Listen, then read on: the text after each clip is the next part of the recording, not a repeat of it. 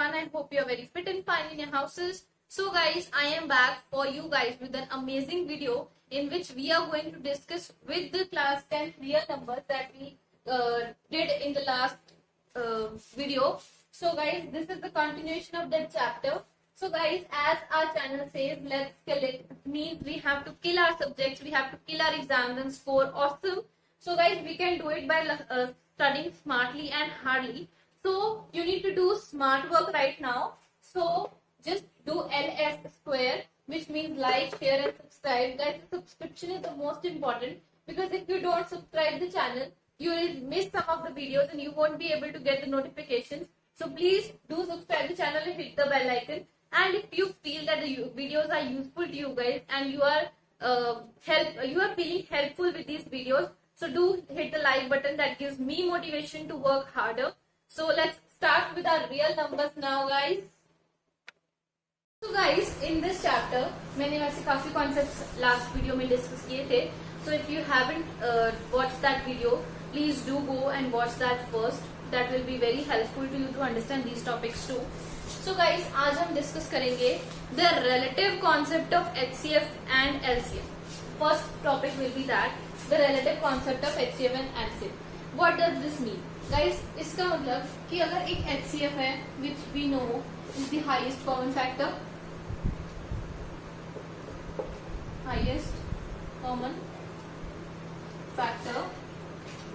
and one we have as our LCM, which we know is the lowest common multiple. Lowest common multiple. अगर हम दोनों को, हमें कोई दो इंटीजर्स दिए, for example any integer, you can suppose it will B 2 और 4. Suppose हमें ये दिया है, कोई भी दो इंटीजर्स लिए, इट्स नॉट कि मैंने इनको कोई पैटर्न से लिया है, कोई भी दो इंटीजर्स दिए हैं हमें, और हमें या तो उनका एचसीएफ दिया है या हमें उनका एलसीएम दिया है. इन दोनों में से हमें कोई एक चीज पता है, so we can find the other thing as well. This we have a result with this concept. The result is that HCF into LCM means if we multiply HCF and LCM, we'll get the product of two integers. Product of two integers which are given with. Okay, so this is the result that we have. Means if we have LCM and HCF, that उनका जो product होगा, अगर हम दोनों को multiply करें, तो the answer that we'll get will be equal to the product of the two integers. I'll give you an example. I'll solve a question for you which will make it clear to you guys. So guys, this is the question that we have. We are given with the HCF of 306 and 675. So we have two integers. I am supposing that to be A and B. So here our A is 306 and our B is 657. These are the integers that we are given with in the question. And guys, now we have to find the LCM. We have to find the LCM of these two numbers. Means this is what we have to find. यहाँ पे अगर मैं इनको A and B ले रही हूँ, तो my result will be HCF into LCM is equals to product of two integers. Here I meant by A into B. या कोई भी आपको इंटीजर दिए, उनको मल्टीप्लाई करोगे तो that will be equal to the HCF into LCM, the product of HCF into LCM.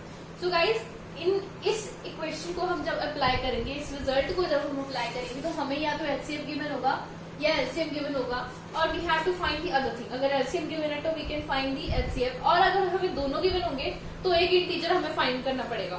मतलब हमें कुछ ना कुछ इन चारों वेरिएबल्स में से मिसिंग होगा. ये दोनों वैसे तो इंटीजर्स फिक्स्ड है, लेकिन ये भी क्वेश्चन आ सकते हैं कि find the other integer whose HCF and LCM with the B. Means अगर सपोज हमें B गिवन है और हमें A फाइंड करना है, तो कहेंगे find the value of A if B and if HCF and LCM of B is this and this. Means हमें उसके लिए कुछ वैल्यूज दी होंगी. गाइस, इस क्वेश्चन में हमें HCF गिवन है. We are given with the HCF that is equal to 9 and we have to find the LCM. So what will we do here now?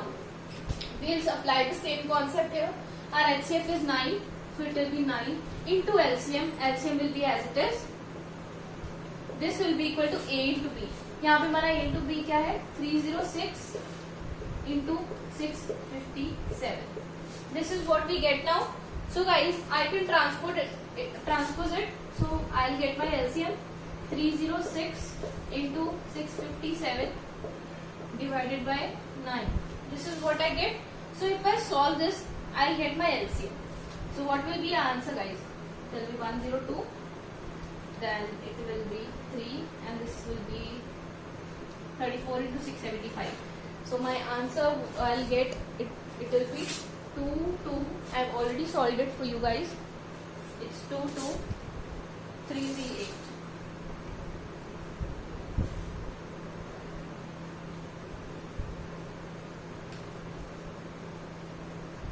This will be our answer.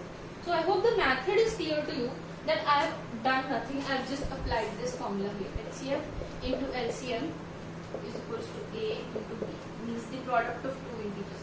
Guys, I am writing this again and again because I want you to focus on this. You have to remember it. इसका proof भी होता है. We have its proof, but it's not in your syllabus. And guys, you can also prove it this way, the way I did. कि आपको अगर कोई LCM और HCF पता है और आपको दो इंटीजर्स पता है, आप लेफ्ट हैंड साइड और राइट हैंड साइड अलग अलग सॉल्व करो, they will come out to be equal, and hence it will be proved because both the sides are equal. So this result is verified. So guys, I hope this is clear to you. So I'll move forward now. Guys, now we have a classification of numbers between two categories that we know. ये आपने lower classes में भी पढ़ा होगा. One is the prime numbers and other is the composite numbers. These are the classifications that we have. It's generally in the natural numbers.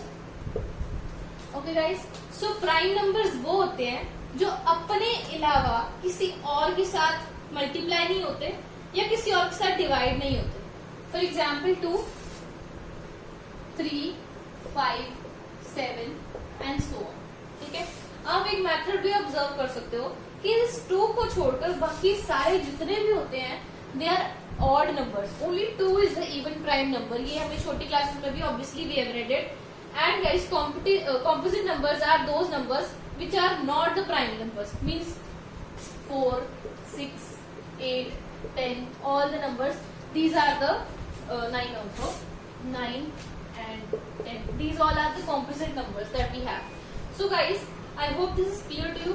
Composite numbers are those numbers which are multiples of others also. Means, और prime numbers वो होते हैं which are not the multiples of others except themselves.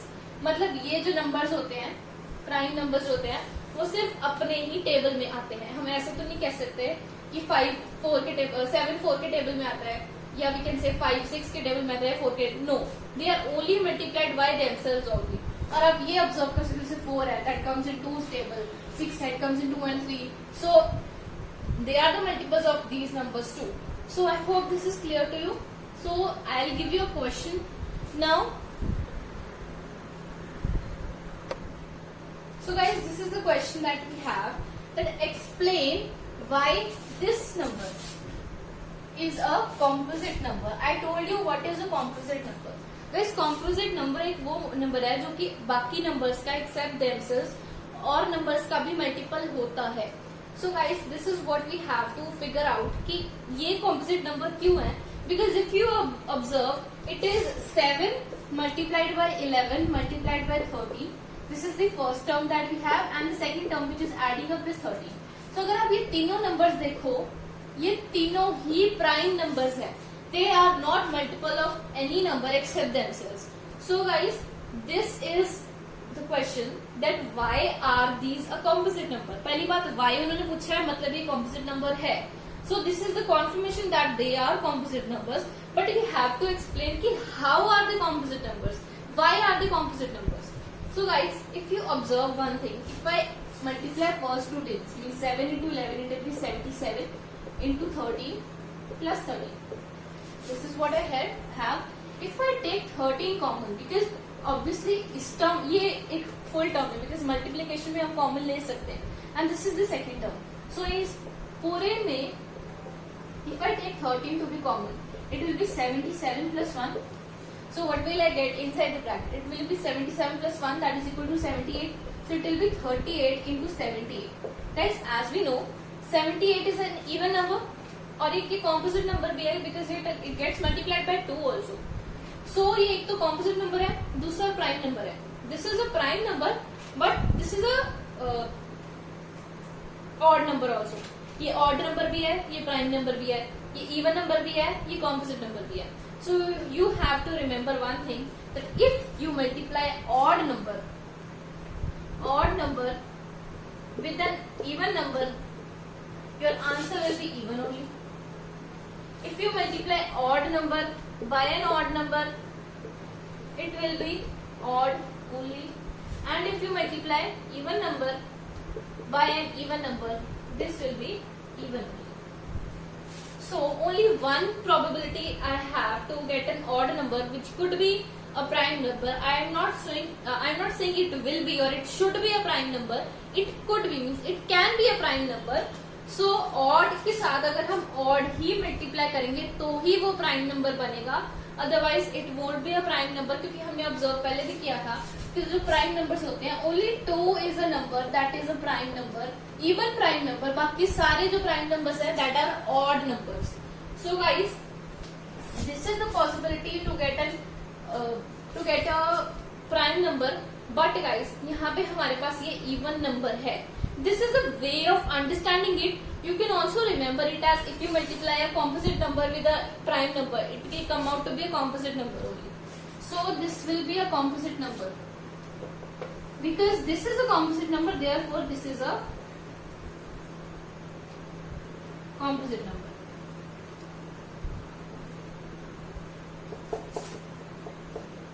This is hence proved. So I hope this is clear to you guys कि अगर हम एक composite number ले रहे हैं, मतलब अगर हमें ये गिवन है तो हम कैसे प्रूव कर सकते हैं कि this is a composite number. If you figure out this, if I multiplied these two, so I took 13 common from here, so 7 plus 77 plus 1 is 78, so I got an even number which is a composite number also. So if you can also either you remember it this way or you can also remember it, but it is not necessary the second condition I am telling you, because it is satisfying this condition. This question is satisfied by that condition, but it is not necessary in all the conditions. So guys, you can also remember it as prime number into composite number will give out to be a composite number. If we multiply two prime numbers, what will we get? If you multiply two prime numbers, that will also be a composite number. How? Prime into prime will also be a composite number. I'll explain you how. Guys, अगर आप suppose मैं अगर इन दोनों numbers को ले लूँ, if I'm taking 3 to be a prime number as we know it is, and if I'm taking 5, both itself the individual numbers जो हैं वो दोनों ही prime numbers हैं, we know that. But if I multiply those numbers, what will I get? I'll get 15. So 15 is multiple of 15 itself. Of course, it is multiple of 3. It is multiple of 5. So all numbers, it has some multiples, it has some factors. So guys, we can't say that the product of prime and prime is a prime also. No guys, this is not true. So I hope this is clear to you guys. These conditions are the conditions that you need to remember. This is not a thing you need to write in the exams. You don't need to write it. बस ये आपके understanding के लिए है, आपको concept clarity होनी चाहिए, इसलिए मैंने आपको बताया. So I hope this is clear to you. So I move forward now. Guys, the next concept that we have now is the rational numbers. Guys, what are rational numbers? First we need to figure out that only. उसके बाद इसके ऊपर questions भी हम कुछ discuss करेंगे. First of all, irrational numbers ये होते क्या हैं? गाइस, इररैशनल मींस इर मतलब not, rational means I'll explain you what are rational numbers. Guys, rational numbers वो numbers होते हैं जो कि अगर हम उनका root लें, you know this is a sign of square root, means if I take any integer, for example if I take 4, you know this is a perfect square, so I'll get its under root also, means its root will come out to be 2, its square root will be 2. But guys, अगर हमें perfect square नहीं दिया यहाँ पे. If we don't have a number which is a perfect square in the square root, so what will happen?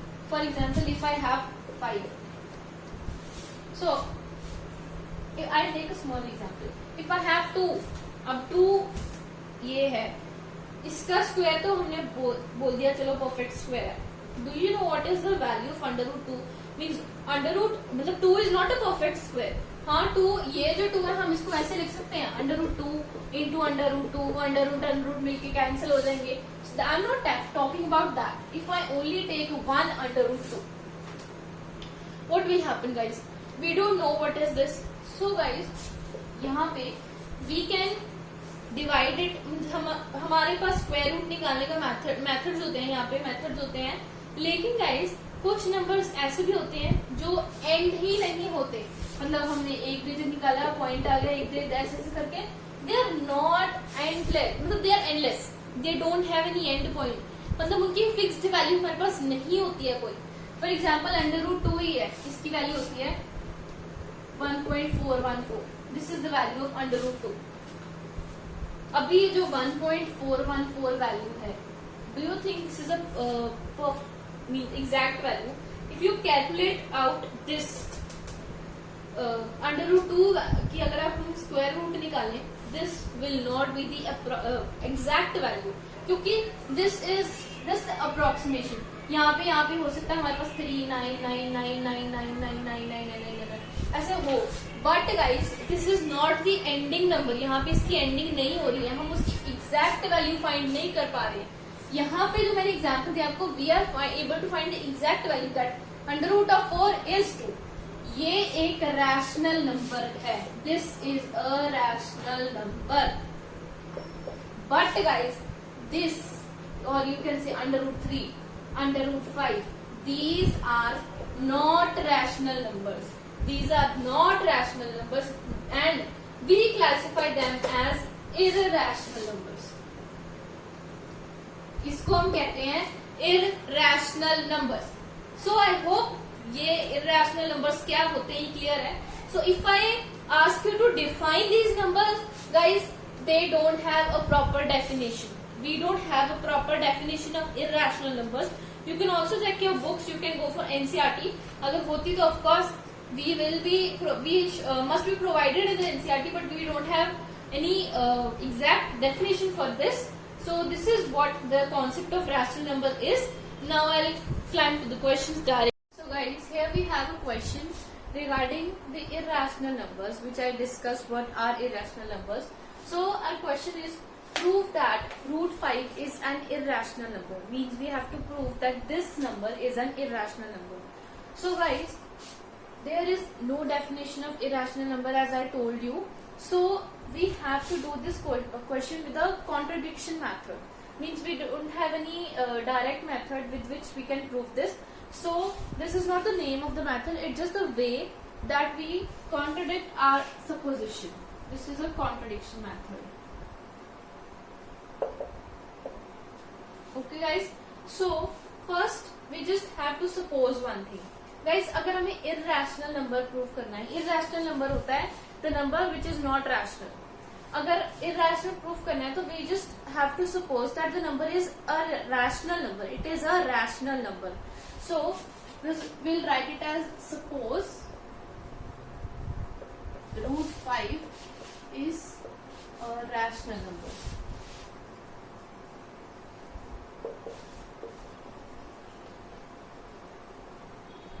Guys, what is a rational number? Rational number होता है जो p by q form में होता है. Means which has its definite root, which is मतलब वो एक definite point तक decimal places होते हैं उसके, और वो definitely divide होता है. It can be divisible. So इसको हम generally जो mathematically हम define करते हैं, तो rational number is in the form of p by q. जहाँ पे p by q means p and q co-prime numbers होते हैं और they are integers. वो decimal places नहीं होती, they are integers. p and q are integers which are used to define the rational number. So we can write it as root 5 is equals to p and q, where p, this is the condition that we have to mention in the exams, because this consists of marks and these questions are generally asked in higher weightage, generally 4 markers or 5 markers. Or this type of questions can also be asked in 3 markers, but the improvised type of these questions only means इनकी एक अलग type होती है जिसके अंदर थोड़ी complex हो जाते हैं क्वेश्चंस, थोड़े लॉन्ग हो जाते हैं, वो 4-5 मार्क्स में भी पूछे जा सकते हैं. So I tell you, first we need to do this question. So we write that P and Q are co-prime numbers.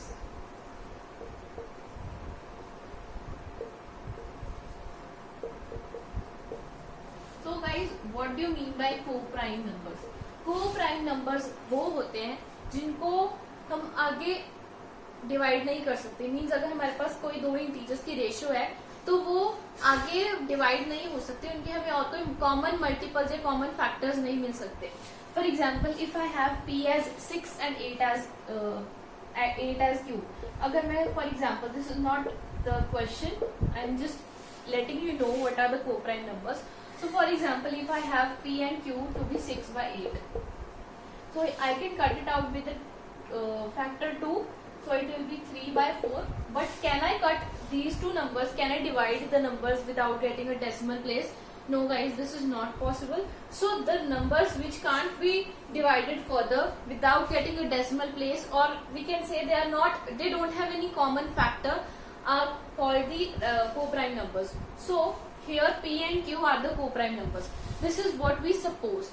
Now we have to further prove it that this is not a rational number.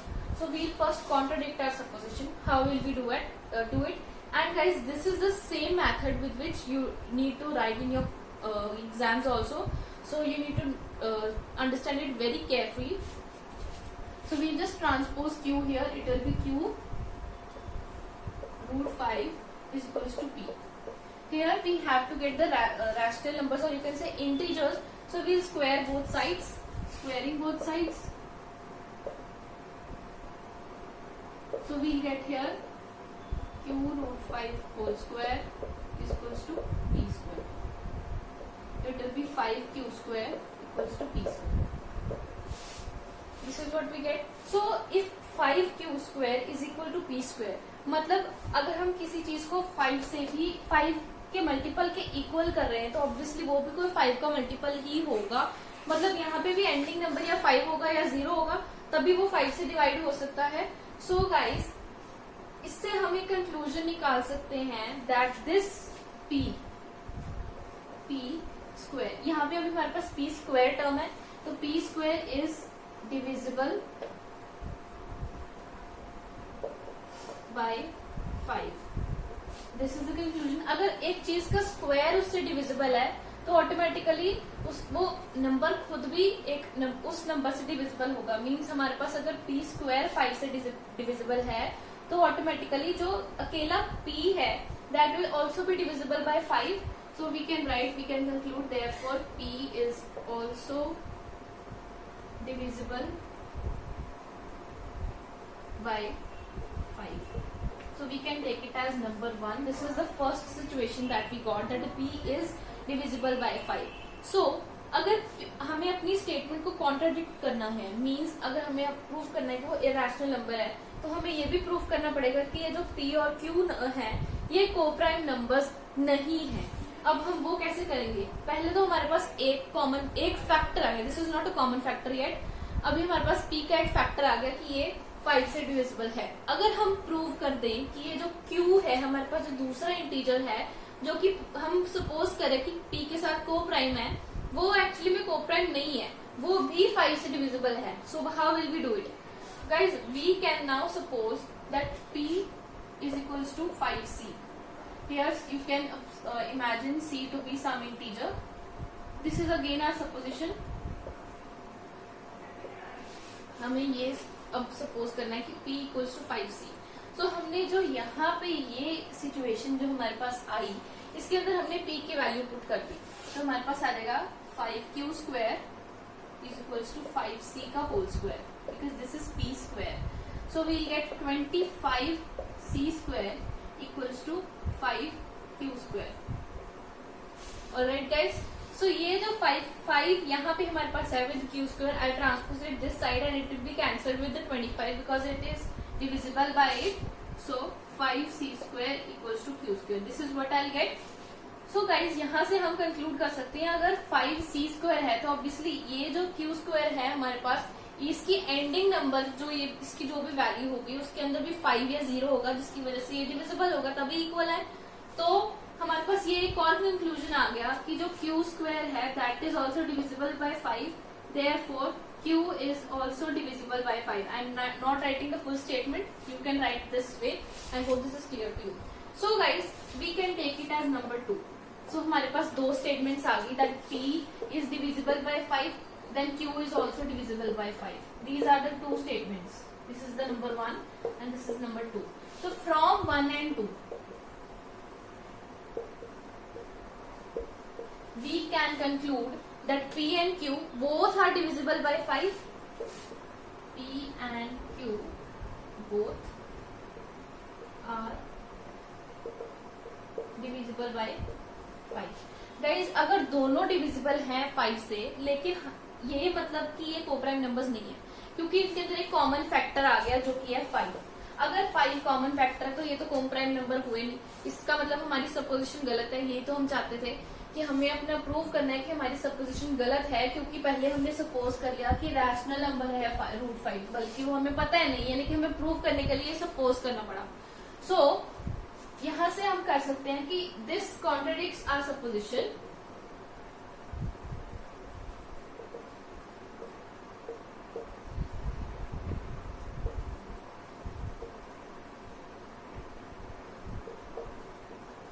This contradicts our supposition. अब अगर हमारी supposition ही contradict हो गई तो मतलब कि √5 एक rational number नहीं है. Therefore this is an irrational number. So I can write it as this contradicts our supposition because p and q are not co-prime numbers now. क्योंकि हमने ये प्रूव कर दिया कि जो 5 है that is the common factor between p and q with which they are not co-prime anymore. So this is the proof that we did. So the conclusion will be √5.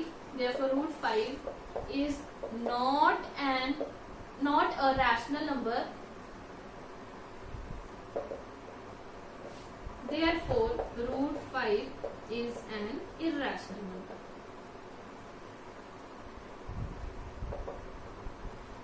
So this is what we get as our conclusion and this is what we need to prove.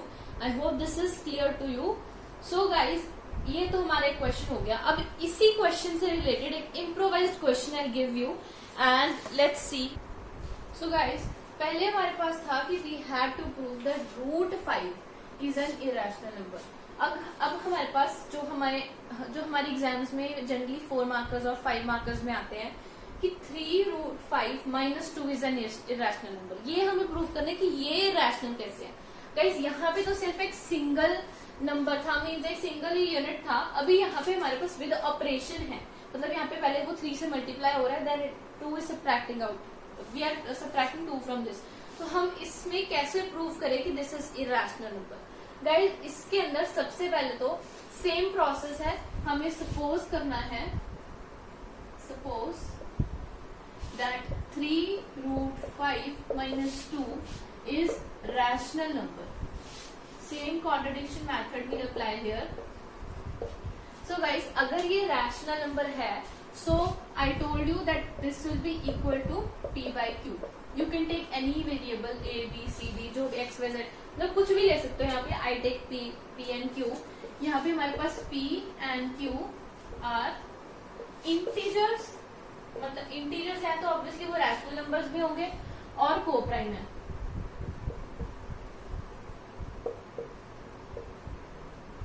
So this is what we had to suppose. So अगर हमने ये suppose किया, सबसे पहले तो मैं इसको थोड़े सिंपलर फॉर्म में लेके जाऊंगी. जो हमने ये एक्सप्रेशन बनाया, इसको मैं अकेले इरैशनल नंबर को यहाँ पे रखूंगी, क्योंकि हमें पता है कि जो 3 और 2 इंडिविजुअल नंबर्स हैं ये तो रैशनल नंबर्स हैं, ये इंटीजर्स हैं. तो मैं इसको पहले उधर ट्रांसपोज करूंगी. I make a pure integer form on the right hand side. So I'll get 3 root 5 equals to p by q plus 2, and I'll take the LCM 2q by q. This is what I'll get. So अगर यहाँ पे मैं root 5 को सिर्फ इधर रहने दूंगी, I'll take 3 on the other side. So this is what I'll get after just sorting it out. तो गाइस हमें जैसे पता है 2 और 3 इंटीजर्स हैं, वी नो इट. p और q हमने यहाँ पे अज्यूम किया था कि ये इंटीजर्स हैं. So this whole term is an integer. ये पूरा ही इंटीजर है. अगर ये इंटीजर है मतलब ये रैशनल नंबर भी है, ये रैशनल है. सो अगर ये रैशनल है तो अगर ये इक्वल है मतलब ये भी रैशनल होगा. तो हमने यहाँ से कंक्लूड कर लिया कि root 5 is also a rational number. हमने यहाँ से कंक्लूजन तो ले लिया, लेकिन हमने प्रीवियस क्वेश्चन में जैसे हमने प्रूव किया था कि जो रूट 5 है वो एक इरैशनल नंबर है. अब यहाँ पे हमारे पास कंक्लूजन आ रहा है कि वो रैशनल नंबर है. सो हमें सेम प्रूफ जो हमने पहले किया उसको हमने यहाँ पे इस क्वेश्चन के अंदर भी प्रूव करना है, which I am not going to do now, क्योंकि मैंने अभी आपको करके दिखाया है. सो जब आप एग्जाम्स में करोगे पहले आपको ये करना है, देन आपको रूट 5 का इरैशनल प्रूफ भी शो करना है, and then you can conclude कि जो रूट 5 है ये एक इरैशनल नंबर है, जैसे कि हमने पहले अज्यूम किया. So this contradicts our supposition या this contradicts our conclusion.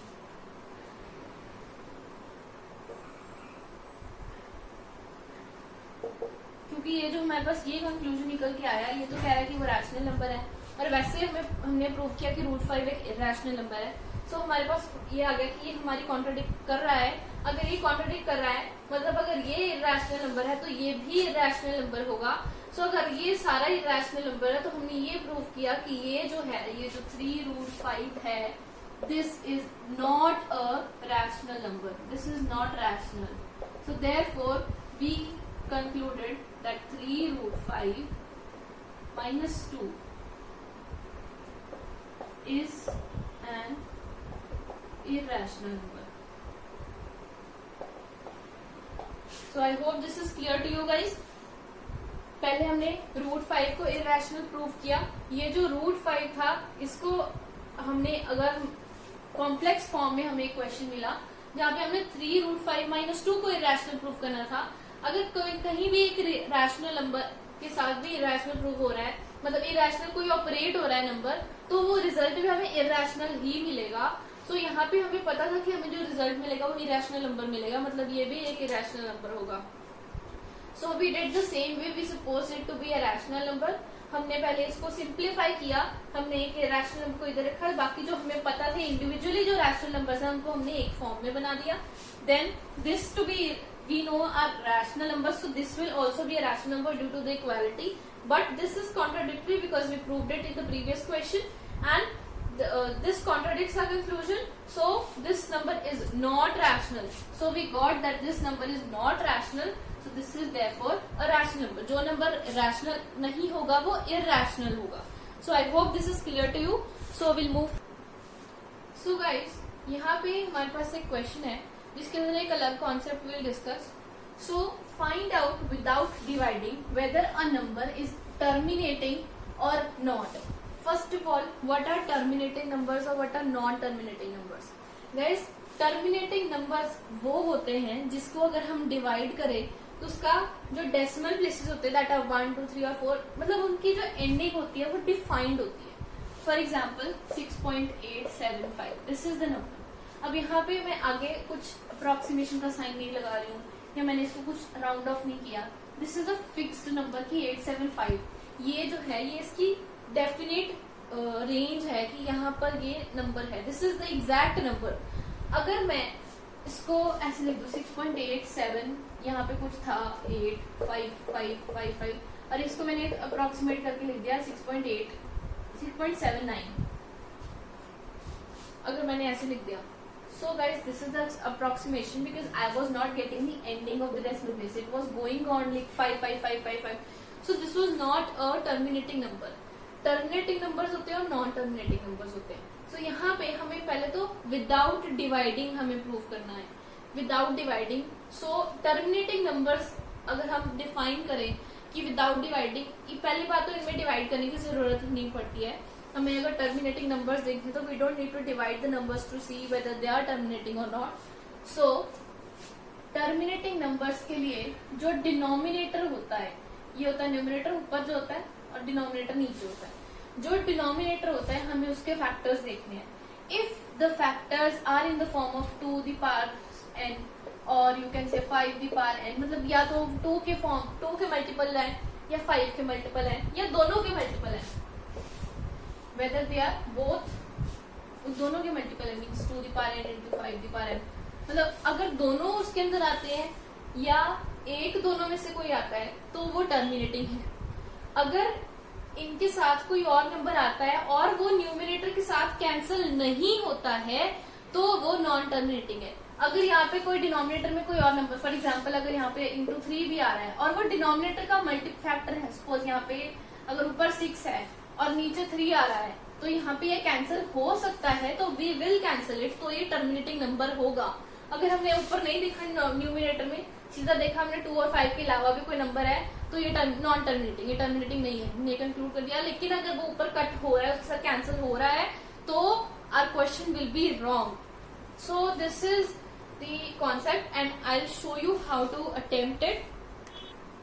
So guys, first of all we need to figure out whether this number is terminating or not. First of all हमें देखना है कि ये नंबर टर्मिनेटिंग है भी या नहीं। अब देखो नीचे डिनोमिनेटर, ऊपर अभी भूल जाओ क्या है, नीचे देखो डिनोमिनेटर है 18, ठीक है। 18 को अगर हम स्प्लिट करें, सॉरी 8 है, 8 को अगर हम स्प्लिट करें तो 8 के फैक्टर बनते हैं 2 के फॉर्म में या 5 की फॉर्म में, हमें देखना होता है या 2 देखना होता है या 5 देखना होता है। ओके, तो यहाँ पे हमें दिख रहा है कि 2 की फॉर्म में हो सकता है, तो we can write it as 19 by 2 into 2 into 2. So we can write it as 19 by 2 the power 3. Means 3 times we are multiplying 2, so I'll write it as 2 the power 3. So यहाँ पे हमें 2 और 5 के बीच में से हमें 2 तो मिल गया, मतलब ये नंबर टर्मिनेटिंग तो है, डेफिनेटली है। So guys, हम इसको अगर हमें सॉल्व करना है, means we need to figure out whether, और हमें विदाउट डिवाइडिंग, ये ध्यान रखना है डिवाइड नहीं करना, ये मत कर डिवाइड करना डी को 8 से हम डिवाइड करके दिखा दें ऐसे, no, we don't need to do that. और हमें यहाँ पे उन्होंने पूछा कि अगर वो टर्मिनेटिंग है, if they are terminating, write down the decimal expansion, हमें डेसिमल एक्सपेंशन फाइंड करनी है लेकिन हमें उसमें डिवाइड नहीं करना।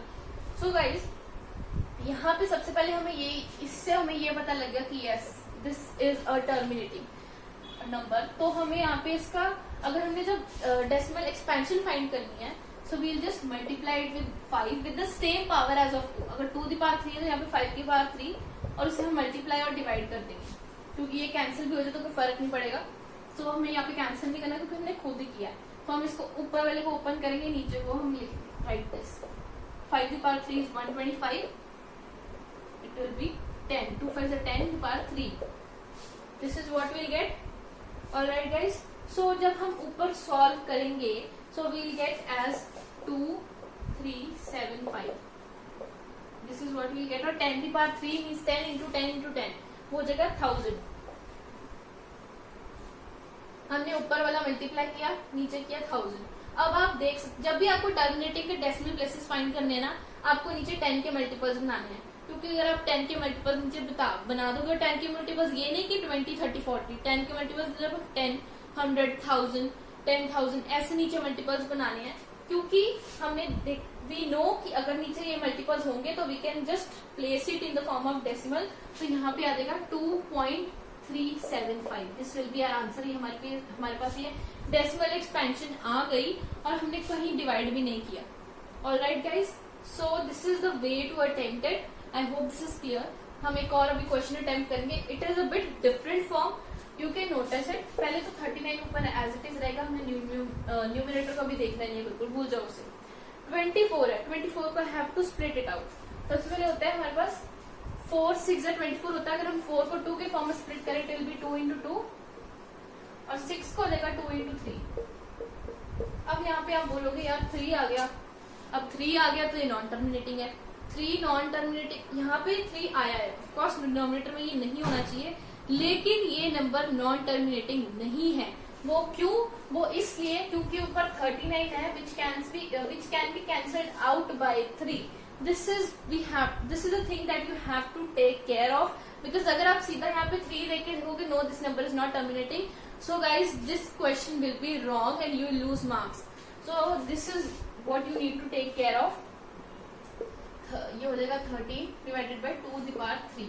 यहाँ पे फिर वही कॉन्सेप्ट सेम आ जाएगा, 2 द पावर 3 है हमारे पास, इसको हम 5 द पावर 3 से मल्टीप्लाई डिवाइड कर देंगे। ऊपर हमारे पास आ जाएगा 13 इंटू 125, डिनोमिनेटर में फिर 10 द पावर 3। 10 द पावर 3 मतलब 1000 तो हमारे पास हो गया, ये तो हमें पता है कि चलो हम डेसिमल प्लेसेस निकाल लेंगे। ऊपर जब हम मल्टीप्लाई करेंगे हमारे पास आ जाएगा 1675 डिवाइडेड बाय 1000, हमारे पास आंसर आएगा 1.675 and the question is scaled now. I hope this is clear to you कि हमने बिना डिवीजन के हमने डेसिमल प्लेसेस निकाल ली and now we can conclude कि ये टर्मिनेटिंग नंबर्स हैं कि नहीं। So this was the last concept of the chapter. I hope this is clear to you. So guys these were all the concepts of this chapter जो कि मैं आपसे discuss. So guys, these were all the concepts which I wanted to discuss with you. मैंने साथ में examples के साथ आपको क्वेश्चंस करवाए ताकि सारे कॉन्सेप्ट के साथ साथ आपको उनको कैसे परफॉर्म करना है या कैसे वो यूज होंगे आपके क्वेश्चंस में, हाउ टू अप्लाई देम, आपको वो क्लियर हो सके। So this chapter is finished now. If you have any doubts you can definitely ask me in the comment section, I will reply to it. So guys, I'll meet you with the next video regarding the next chapter. So till then, take care, bye bye, and stay safe and stay tuned. And don't forget to subscribe the channel because आप videos miss कर दोगे अगर आप नहीं करोगे. So I don't want you to miss the videos. So I'll meet you soon. Till then, bye bye, take care and stay safe.